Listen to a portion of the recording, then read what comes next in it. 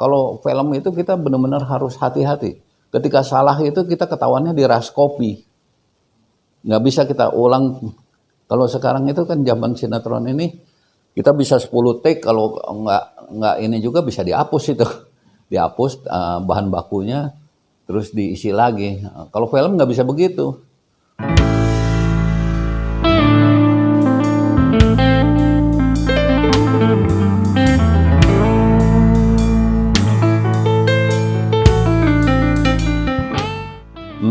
Nama saya Bram Gerung. Sampai saat ini saya masih aktif di teater. Itu aja barangkali ya.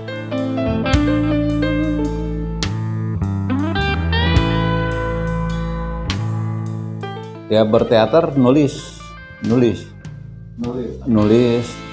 Terus ya karena situasi pandemi begini, jadi aktivitas teater sedikit berkurang untuk ya artinya latihan belum berjalan. Karena memang nggak boleh kumpul juga, nggak boleh kumpul di gedung.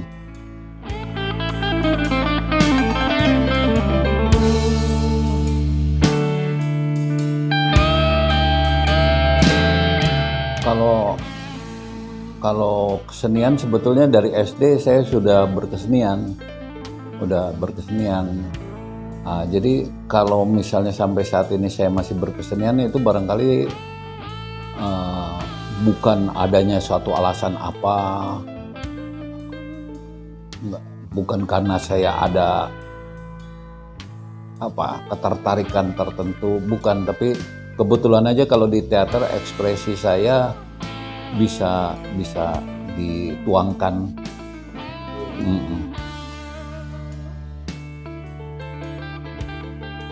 Ya itu. Ya artinya gue berteater tanpa ada pokoknya karena ini sendiri, keinginan sendiri aja, bukan karena ada kemauan harus belajar teater atau alasan apapun, tapi ya lebih sering karya gue juga lebih sering karena kegelisahan sendiri. Maka gue lebih sering nulis puisi atau dalam bentuk naskah drama, lebih karena situasi kegelisahan itu sendiri, bukan karena desakan apapun. Tapi kegelisahan saya melihat sebuah peristiwa apa gitu.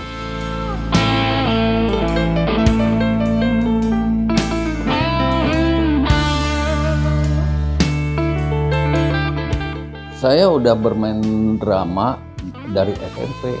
Dari SMP saya udah main drama, SMA. Kemudian SMA sempat ke bela diri. Tapi nggak berarti hilang. Saya tetap latihan teater sampai saat ini. Sampai saat ini masih tetap berteater. Itu aja.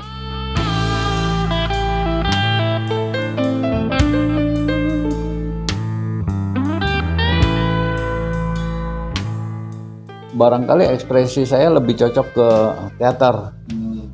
Kegelisahan saya bisa saya tuangkan ke teater ketimbang misalnya di seni musik atau di seni rupa. Barangkali lebih bebas menuangkan ekspresi kegelisahan saya di seni peran. Ya.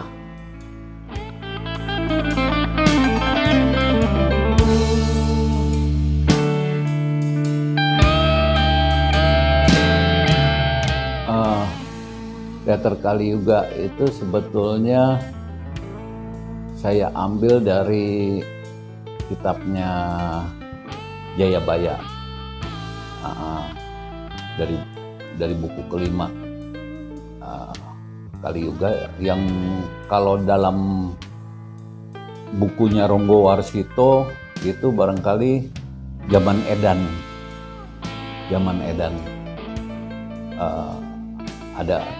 Saya kurang barangkali ada pengaruh dari Ronggo Warsito terhadap Jayabaya, pengaruhnya, karena kurang lebihnya hampir sama itu, Jayabaya sama Ronggo Warsito. Barangkali ada terpengaruh juga Ronggo Warsito, barangkali aja idenya memang sama, kebetulan sama, kegelisahannya sama. Saya bikin itu karena saya pernah baca Ronggo Warsito dan kemudian sedikit cerita tentang Jayabaya, maka saya ambil itu jadi nama kelompok saya, Teater Kaliyuga. Teater Kaliyuga. Untuk sebetulnya kalau mau harfiah itu maknanya kurang bagus itu. Tapi saya ambil itu sebagai ini aja, mengingatkan bahwa zaman ini benar-benar zaman edan. Dan itu juga sudah diingatkan sama Ronggo Warsito dan Jayabaya. Makna yang penuh kekacauan, yang benar dibilang jelek, yang jelek dibilang benar. Itu saya jadikan nama kelompok Teater Kaliyuga untuk barangkali mengingatkan bahwa kita sekarang ini dalam peradaban yang edan gitu. Zamannya memang zaman edan. Gitu. Ya. Ya itu sedikit banyak tentang Kaliyuga. Sebetulnya sebelumnya ada nama teater nol, tapi kemudian saya lihat, saya cek, ternyata banyak sekali yang menggunakan nama teater nol. Terus tiba-tiba kenapa saya nggak pakai zaman edan aja ya? Maka kemudian muncullah ide untuk nama kelompok itu Kaliyuga. Sebetulnya itu kan dua kata, Kaliyuga, tapi sengaja saya satukan jadi kayak majemuk Kaliyuga, namanya jadi nyambung gitu, sengaja, karena kalau Kaliyuga kayaknya nggak enak gitu, tapi kalau disatukan jadi kayak kalimat majemuk Kaliyuga.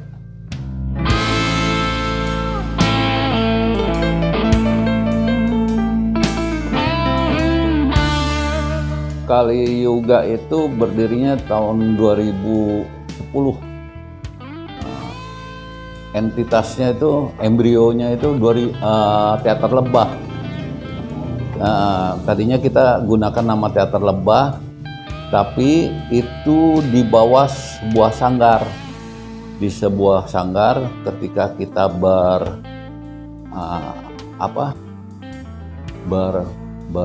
berpisah, melepaskan diri dari sanggar itu, maka saya nyari nama lain yang akhirnya adalah Kaliyuga. Saya pikir nama itu masih aktual sekarang juga, ini banget ya, mengingatkan banget itu bahwa zaman sekarang ini zaman edan.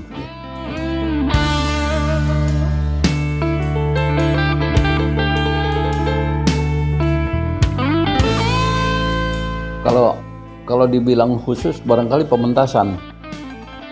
Kalau sebelum pandemi sebetulnya kita rutin seminggu 2 kali latihan. Tapi ya begitu pandemi kita kesulitan untuk ruang latihan.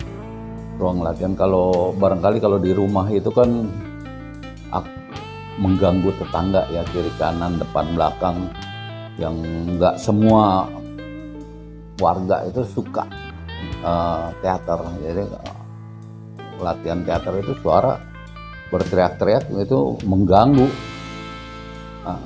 Kalau di gedung ya kita lebih bebas.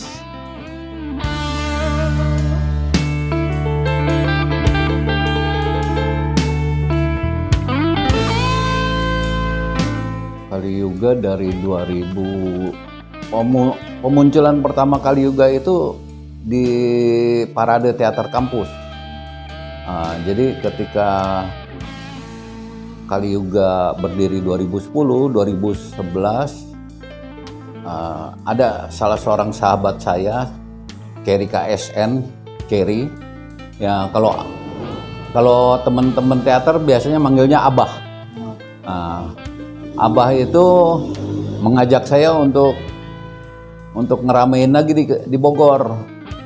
Nah, maka kemudian saya pementasan pertama kali saya diminta untuk muncul di Parade Teater Kampus pertama 2011.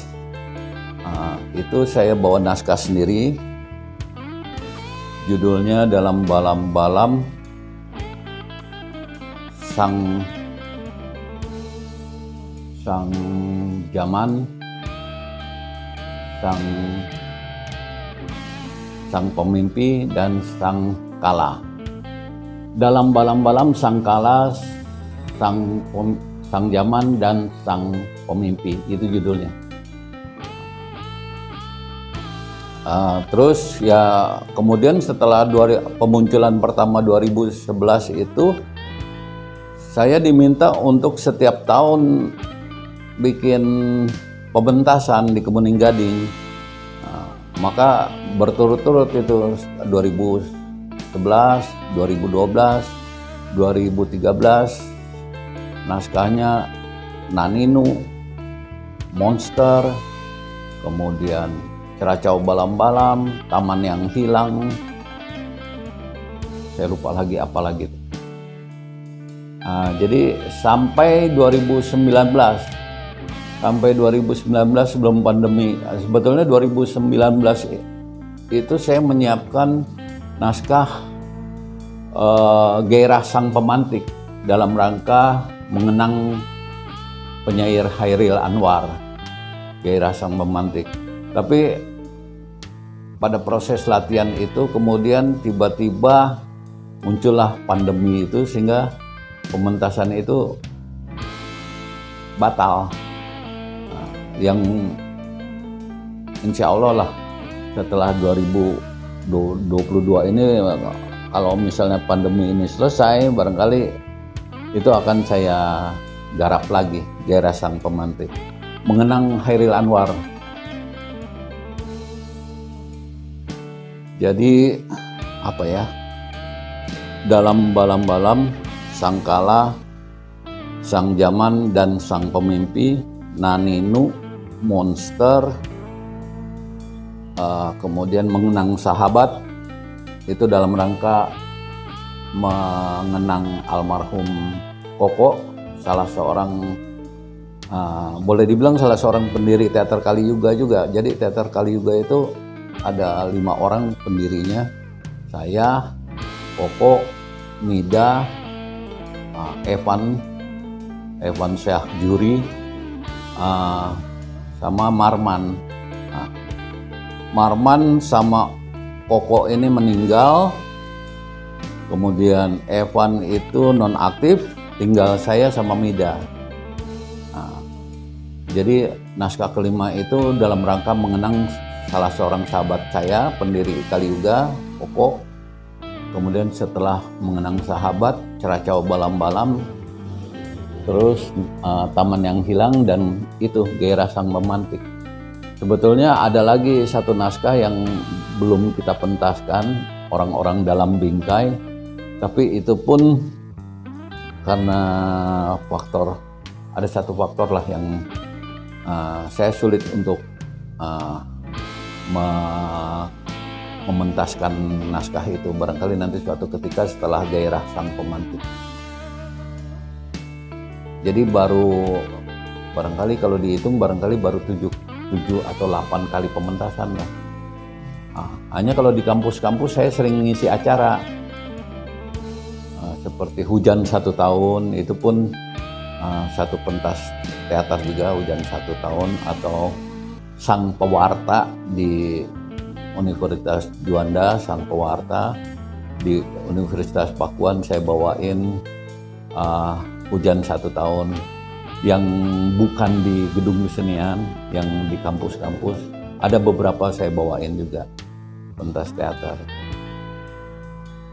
Ya mudah-mudahan ini cepat berakhir lah, karena saya juga udah kangen juga untuk kembali pentas gitu, beraktivitas.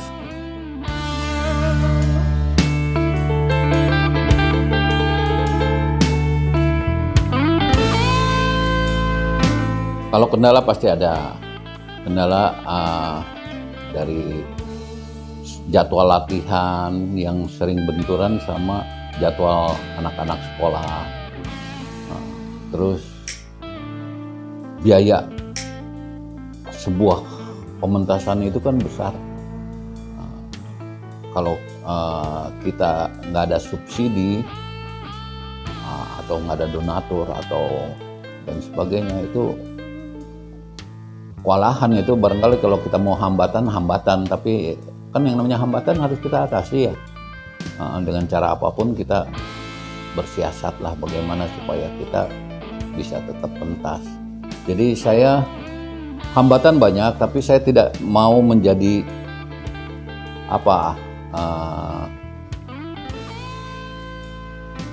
pada akhirnya kita tidak tampil sama sekali.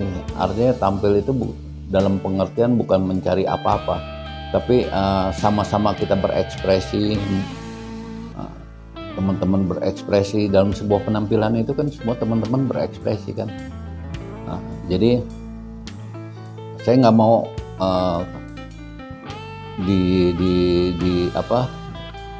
hambatan itu mengganggu kelancaran saya. Hambatan tetap sebuah hambatan, tapi harus kita atasi. Kalau itu hanya menjadi persoalan terus, tidak pernah kita jawab, ya itu akan menjadi persoalan. Jadi yang namanya persoalan itu harus kita jawab. Jadi hambatan ada, tapi kita harus jawab. Jangan menjadi buntu kitanya. Kalau tahun ini tidak bisa, ya tahun depan. Tapi jangan menjadi kita patah semangat. Artinya itu harus bersiasatlah kita untuk barangkali bisa kita tampil dalam sebuah pertunjukan. Itu harus banyak siasat kita bagaimana bisa sebetulnya kan bukan hanya untuk ekspresi saya aja berteater, tapi ini teman-teman muda ini yang lebih ingin lebih antusias. Dia ingin tampil dalam sebuah pertunjukan, sebetulnya lebih pada teman-teman muda ini, mereka pengen tampil. Dan saya berusaha memenuhi keinginan-keinginan mereka dengan segala hambatan yang harus saya jawab.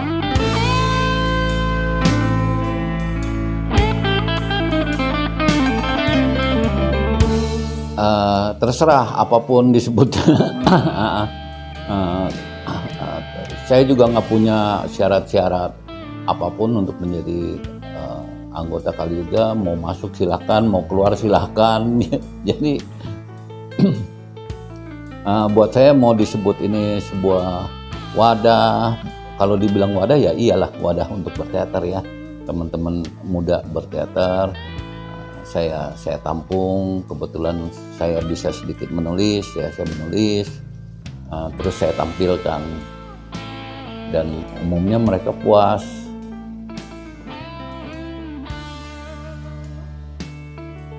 Itu barangkali kalau ditanya hambatan, barangkali banyak sekali. Dari kita latihan di padang rumput yang nggak ada atap, kalau hujan tuh naskah basah semuanya. Kita neduh dulu, nebeng di rumah orang, nanti begitu kering kita latihan lagi. Itu pernah kita lalui itu, sampai kemudian kita dapat tempat di Gedung Kesenian Kemuning Gading untuk berlatih itu. Jadi kalau orang bilang katanya hasil itu tidak membohongi usaha, proses itu tidak membohongi, ya itu benar gitu. Artinya kita teman-teman itu pernah melewati itu. Gimana saya harus tampung keputusasaan mereka. Ada yang dari TK baru mentasnya dia udah lulus SMA. Ya, jadi ada satu anggota saya, teman saya, dia dari TK sampai kemudian pentasnya itu justru setelah dia lulus SMA. Karena kondisi saat itu saya nggak memungkinkan untuk naskah ini saya tampilkan naskah yang lain dulu. Kemudian sampai tahun 2000 terakhir 2019 Taman yang Hilang dipentaskan. Dia sudah lulus SMA dan baru saat itu dia pentasin, yang sudah sekian tahun dia naskah itu di dia. Itulah tapi teater itu harus prosesnya harus seperti itu. Jadi teman-teman itu dilatih untuk nggak kenal menyerah, nggak kenal putus asa. Gimana kalau sekarang nggak bisa, ya nanti kita munculin dulu yang 2 orang 3 orang. Nah, kalau 3 orang aja nggak ada, monolog kita tampilin. Ya itu kan proses juga. Jadi ya itulah, jangan persoalan itu menjadi persoalan, tapi persoalan itu harus dijawab. Kalau persoalan dibiarkan menumpuk, satu-satu malah jadi beban pikiran kalau udah banyak persoalan kayak gitu.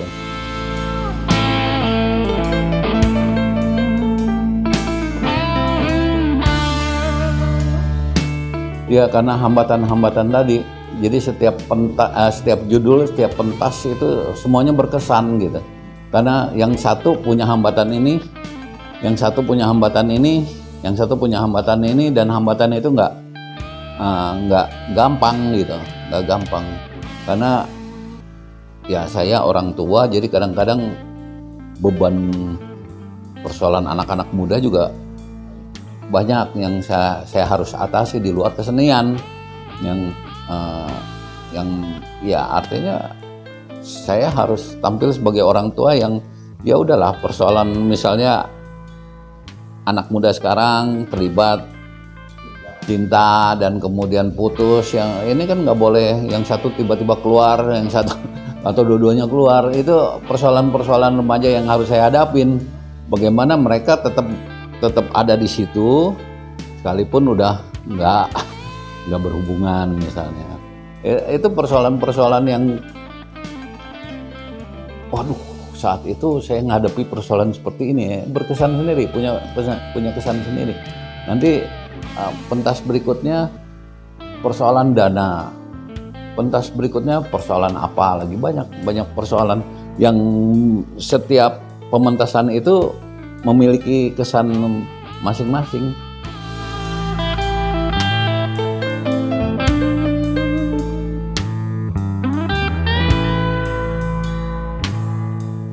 Terakhir saya sutradara di Rahasia Ilahi terakhir, tapi kalau film itu saya udah nonaktif sekitar tahun 2000.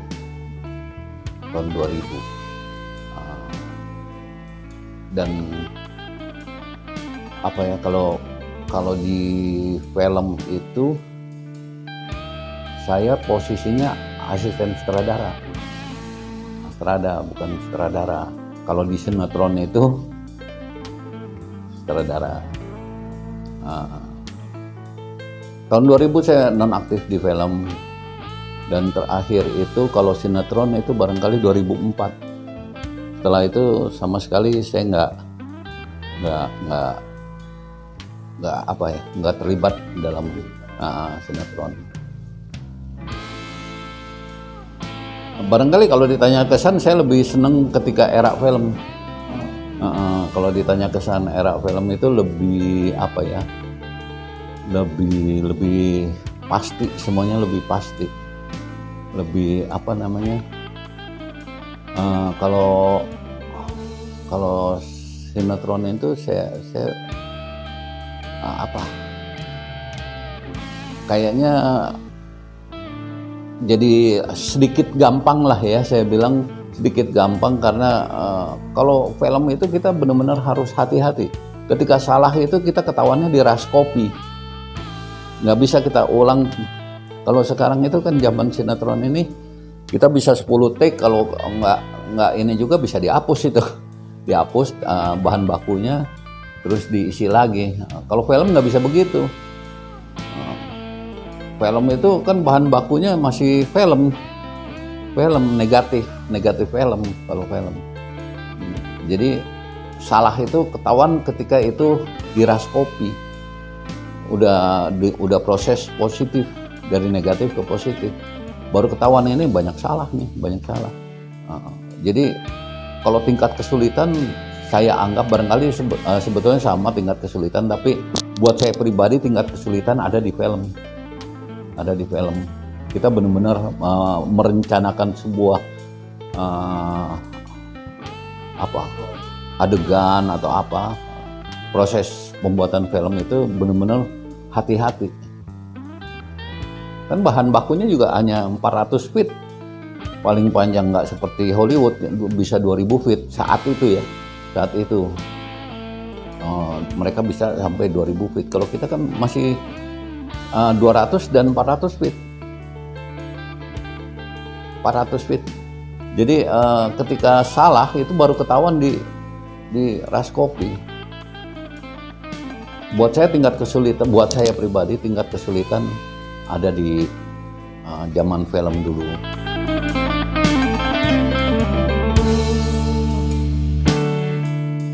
Sebetulnya kalau saya terjun di film itu boleh dibilang nggak sengaja.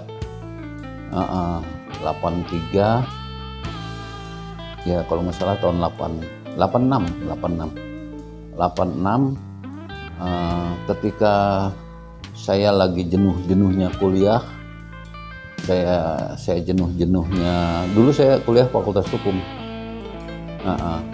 Jadi saya jenuh-jenuhnya kuliah, jenuh-jenuhnya berteater di Bogor. Terus tanpa sengaja saya baca koran, di situ ada KPU, kursus pengetahuan umum sinematografi. Saya pikir ini kursus menarik juga nih, karena dibukanya justru bukan pada saat lulusan SMA, tapi setelah setengah tahun dibuka kursus itu. Jadi ini kelihatan banget nih kursus ini tidak melihat nggak apa ya, misalnya lulusan SMA, wah ada kursus bahasa Inggris, kursus ini, kursus itu. Kelihatan dia nggak ngambil untung gitu, nggak nyari murid sebanyak-banyaknya, nggak. Justru dia munculnya di tengah tahun pelajaran. Jadi ini kursus menarik juga jadi saya iseng-iseng saya daftar itu. Ternyata kursus itu prospeknya ke karyawan film. Jadi kalau di era film dulu ada yang namanya magang, artinya kita kerja di sebuah perusahaan film tanpa dibayar. Itu magang 5 kali film baru kita diangkat jadi skrip, pencatat skrip. Kemudian pencatat skrip 5 film atau lebih, kalau lebih bagus. Minimal 5 film kita bisa mengajukan kenaikan jenjang menjadi asisten sutradara. Dan masing-masing itu di KFT, di karyawan film dan televisi, itu ada kelompoknya, ada kelompok pencatat skrip, ada kelompok astrada, ada kelompok sutradara, ada kelompok penulis. Nah, ketika kita pengen naik jenjang dari skrip ke asisten sutradara, biasanya kita diuji sama kelompok asisten sutradara. Dari 5 film, 8 film, kita diuji, udah pengetahuannya udah bisa nggak jadi asisten sutradara. Ketika kita dianggap sudah bisa, coba lagi kita 5 film atau 8 film menjadi asisten sutradara untuk menjadi sutradara. Kalau dulu ada jenjang seperti itu. Kalau era sinetron ini kan kalau nggak salah nggak ada itu jenjang seperti itu. Terus film-film yang pernah saya ikuti, ya itu Pancasona, Saur Sepuh 5, Jampang 2, Arini 2, terus Adikku Kekasihku, almarhum Om Lim Emboh, Adikku Kekasihku, kemudian Elgi buat Nana. Kalau Pancasona saya masih skrip, Saur Sepuh 2 saya masih skrip, kemudian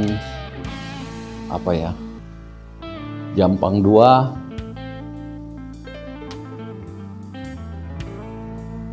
Astrada itu di film, saya lupa sih. Warkop DKI itu satu-satunya sepengetahuan saya, Warkop DKI sempat memproduksi sebuah film,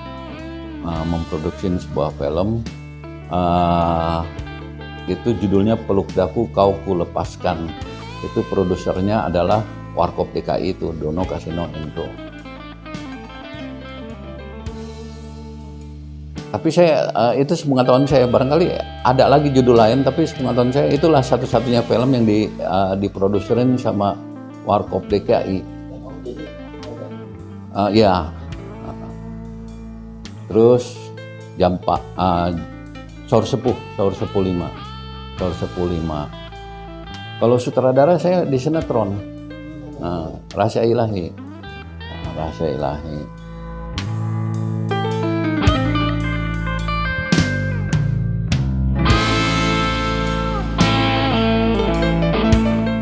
Kalau film belum. Kalau sinetron Sahabat Pilihan itu ada naskah saya beberapa episode. Kemudian Nasib Anak-anak Kos itu ada beberapa naskah saya. Kemudian Fatimah Janda Muda itu ada beberapa naskah saya.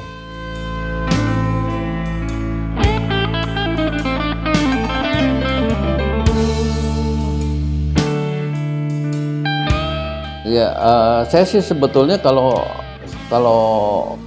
genre mau horor mau komedi senang-senang aja. Tapi kalau lebih tertarik lagi barangkali komedi, karena kadang-kadang pemainnya kan komedian semua, jadi kita juga nggak stres kerjanya. Kalau seperti horor barangkali lokasinya aja udah bikin kita tegang.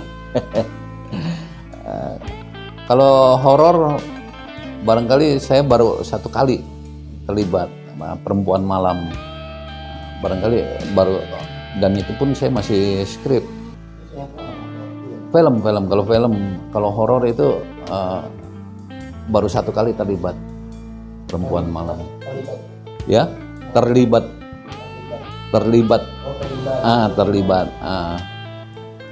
Baru satu kali.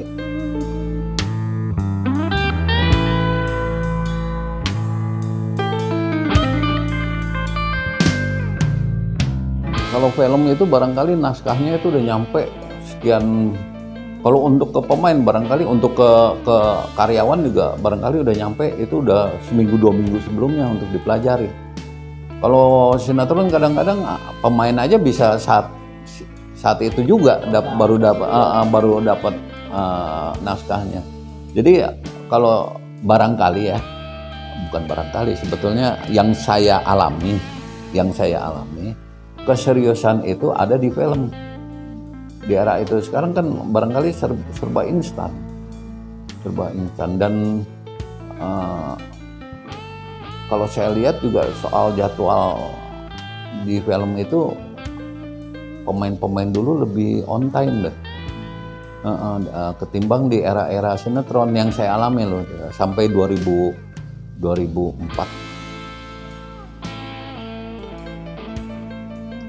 Kalau di era film itu barangkali kalau kita callingan jam 8 itu pemain-pemain itu udah hadir itu jam 8. Karena begini loh, kalau kita datang terlambat itu bisa jadi mengganggu konsep sutradara yang kadang-kadang tiba-tiba dikejar oleh keadaan cuaca, terus barangkali nanti hujan dan sebagainya, yang sebetulnya dalam cerita itu tidak dalam keadaan hujan gitu. Ya itu bisa mengganggu konsep sutradara, yang akhirnya sutradara menyederhanakan. Kalau di era film yang saya alami itu benar-benar sudah artinya bagaimana semua orang itu berusaha untuk memuluskan pembuatan film ini. Jadi ketika pemain itu terlambat datang dan sebagainya, maka adegan pun menjadi sederhana, menjadi apa, itu kan sama sekali mengganggu kreativitas. Pada akhirnya ya filmnya juga akhirnya biasa-biasa aja. Ya sekarang dulu itu paling 7 scene itu bisa dibilang banyak banget, satu hari 7 scene. Sekarang kan bisa 22 scene, bisa 25, 30 scene satu hari. Itu buat saya luar biasa gitu. Dan saya ketemu era itu pada saat usia saya juga udah mulai tua, jadi udah artinya tenaga saya juga udah berkurang sama sekali, konsentrasi udah lemah. Iya, dengan kondisi seperti itu satu hari harus selesai. Malah saya dengar sekarang ada yang satu hari satu judul. Hah? Iya, itu kerja luar biasa. Bukan kerja buat saya sih, bukan kerja kreatif, bukan. Iya, sinetron. Kalau film umumnya 1 bulan itu udah paling cepet. Udah paling cepet 1 bulan. Ya, ya artinya apapun. Yang serial yang 1 minggu 1 aja juga 4 hari itu. Yang satu judul itu 4 hari. Nah, itu udah dianggap lama itu 4 hari. Awal-awal Sahabat Pilihan itu durasi setengah jam, itu ngerjainnya saya 4 hari paling cepet. Awal-awalnya malah seminggu masih boleh itu untuk durasi 30 menit. Sekarang yang durasi 60 menit pun udah 1 hari selesai. Ya, terus ya saya ngebayangin aja hasilnya seperti apa. Kalau dulu kita syuting di Bali ya kita ke Bali, kalau sekarang ya nyuri-nyuri lah Taman Mini. Enggal terbatas.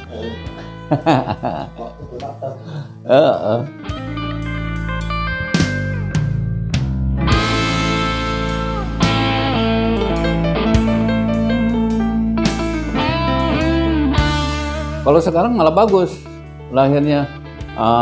Riri Reza, munculnya Riri Reza, terus ada Bramantio, ya semoga mereka mempertahankan mutu kualitas mereka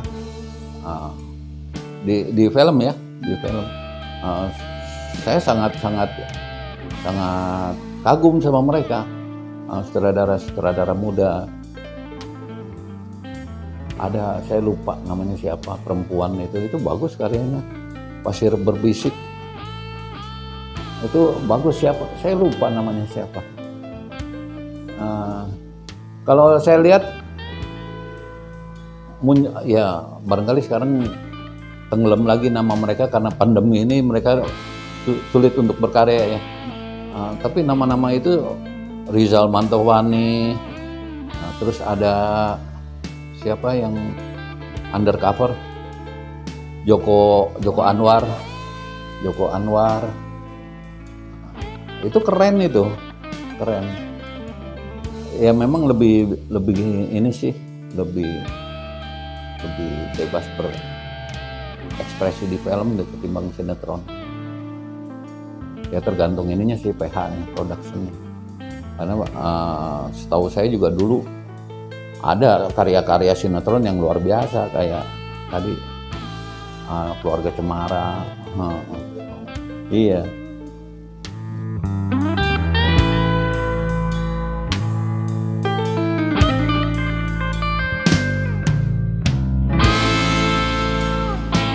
Barangkali pekerja film itu lebih tahu daripada saya soal bahasa ke anak muda sekarang itu kan butuh pendekatan yang lebih intens supaya karya mereka bisa ditonton sama anak-anak muda. Barangkali mereka yang lebih tahu. Kalau saya sendiri udah jarang nonton juga. Karena kan bahasanya ya sekarang bahasa yang lebih sehari-hari, nggak dibandingkan dengan bahasa zaman film dulu masih aku saya, bahkan Ali Topan anak jalanan aja masih aku kalau nggak salah bahasanya. Ali Topan anak jalanan. Kalau sekarang kan udah itu biasa itu keluar bahasa anak-anak sekarang itu. Jadi ya memang nggak jauh bahasa sehari-hari yang terjadi saat ini. Itulah salah satu pendekatan dari orang-orang film untuk meraih penontonnya barangkali.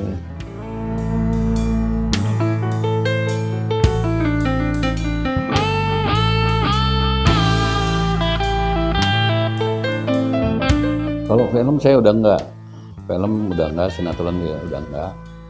Kalau teater itu kan lebih karena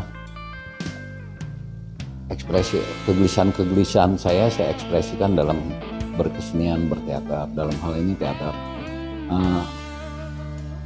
Kenapa saya masih tetap aktif berteater? Karena itu alasannya. Teater Kaliuga itu sendiri punya moto berkesaksian, artinya peristiwa yang kita lihat benar-benar mengganggu, ada persoalan perpecahan lah, itu saya angkat. Satu-satunya ekspresi yang bisa saya tuangkan ya dengan berteater.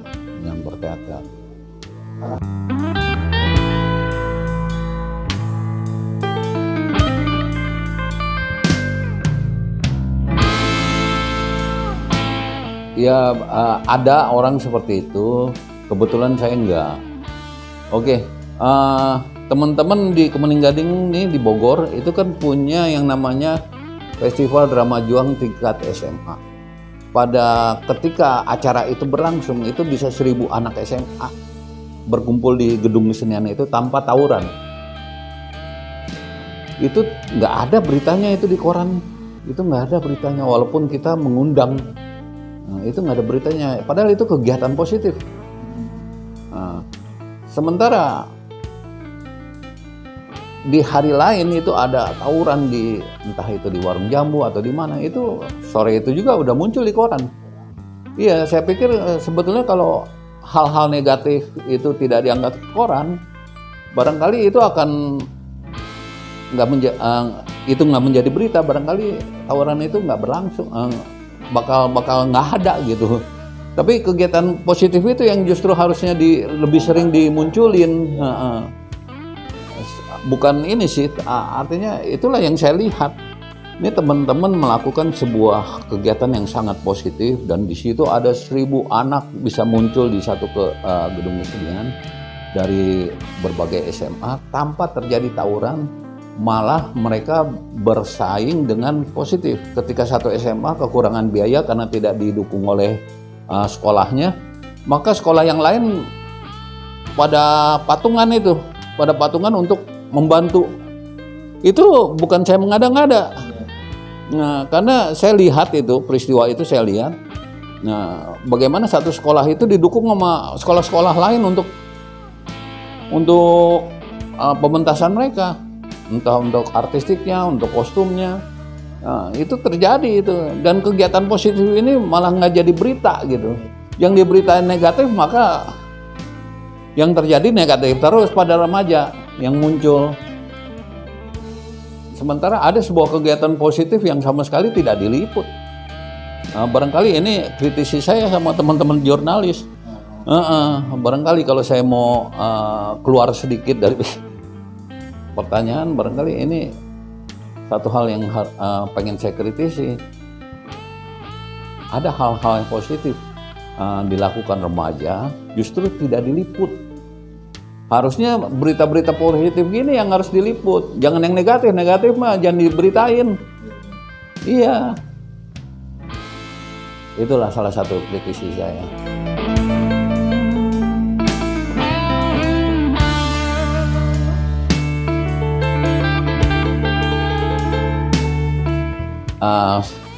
Jangan gampang putus asa, tetap berkarya. Mau dia ruang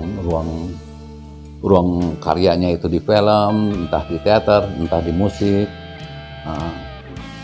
Kalau benar-benar berusaha, banyak kok sekarang medianya yang bisa tampilin. Hanya itu tidak menjadi sambilan, itu harus benar-benar diseriusin menjadi kerja serius, kerja kreatif. Oke Om, mungkin cukup. Terima kasih Om Pram sudah meluangkan waktunya. Nanti kita jumpa lagi di pertemuan berikutnya. Ya, terima kasih.